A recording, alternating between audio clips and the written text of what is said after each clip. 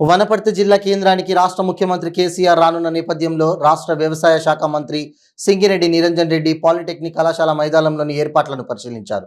ఈ సందర్భంగా రాష్ట్ర వ్యవసాయ శాఖ మంత్రి సింగిరెడ్డి నిరంజన్ రెడ్డి మాట్లాడుతూ 2018 ఎలక్షన్ల ముందు ముఖ్యమంత్రి కేసీఆర్ ఏమైతే హామీలు ఇచ్చారో అవి తూచా తప్పకుండా వనపర్తి నియోజకవర్గంలో అమలు చేశామని, వాటితో పాటు అదనంగా ఐటీ టవర్, జేఎన్టీయూ ఇంజనీరింగ్ కళాశాల, వీటితో పాటు 1,25,000 ఎకరాలకు సాగునీరు అందించిన ఘనత ముఖ్యమంత్రి కేసీఆర్కే దక్కిందన్నారు.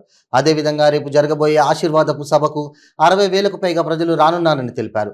ముఖ్యమంత్రి కేసీఆర్ ఇచ్చే హామీలను రాబోయే రోజుల్లో అద్భుతంగా అమలు చేసి చూపిస్తామని, వనపర్తి జిల్లాకు చేసిన అభివృద్ధిని చూసి వనపర్తి నియోజకవర్గంలోని ప్రజలు అత్యధిక మెజారిటీతో నిరంజన్ రెడ్డిని ఆశీర్వదించాలని ముఖ్యమంత్రి కేసీఆర్ కోరుకున్నారని తెలిపారు.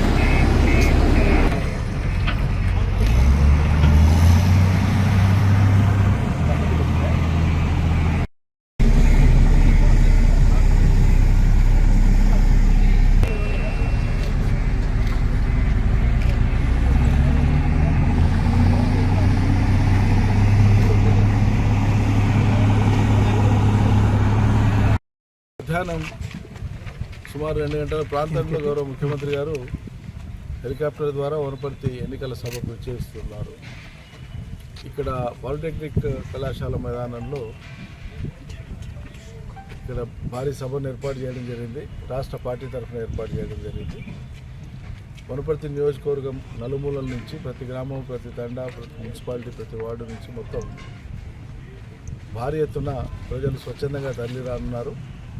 మాకు ఇప్పటికి అందిన అంచనా ప్రకారంగా రేపటి సభకు 60,000 దాటిపోతున్నారు. అది ఎంత దాకానైనా పోవచ్చు. అతి భారీ సంఖ్యలో వస్తున్నారు.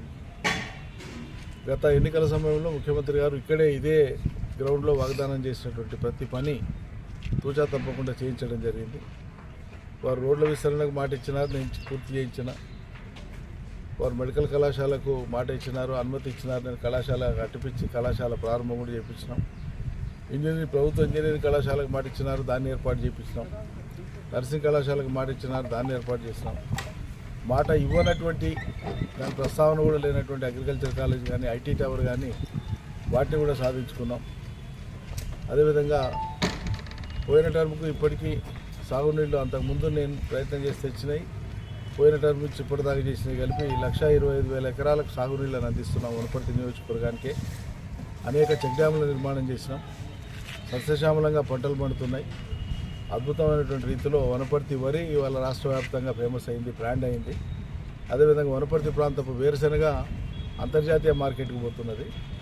అట్లా సాగునీళ్ళని తీసుకొచ్చి, కరెంటు ఇచ్చి, పెట్టుబడి ఇచ్చి, అన్ని రకాల వసతులు కలిపేయడం మూలంగా ఇక్కడ ఉండేటువంటి వ్యవసాయం అద్భుతమైనటువంటి రీతిలో పురోగమిస్తున్నది. వల్ల దేశానికి ఆదర్శప్రాయమైనటువంటి వ్యవసాయ ప్రాంతంగా వనపర్తి ఇవాళ నిలుస్తున్నది. ఈ సందర్భంలో మరోసారి ముఖ్యమంత్రి గారు రేపు జరగబోయేటువంటి ఎన్నికలకు ఇక్కడ ఉండేటువంటి అభ్యర్థిగా నన్ను ఆశీర్వదించమని ఈ ప్రాంత ప్రజానీకాన్ని కోరడానికి మరొకసారి వస్తున్నారు.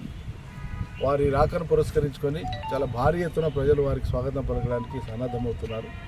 తప్పకుండా ఈసారి కూడా ముఖ్యమంత్రి గారు ఈ ప్రాంత ఇతోదిక అభివృద్ధి కోసం ఖచ్చితంగా వారి ఆలోచన మేరకే కొన్ని హామీలు ఇచ్చి వెళతారని చెప్పి అనుకుంటున్నాం. తప్పకుండా ఆ హామీలను నెరవేర్చుకోవడానికి తదుపరి ప్రయత్నం మనం చేద్దాం. ఈ సభ అత్యద్భుతమైన రీతిలో విజయవంతంగా అవడం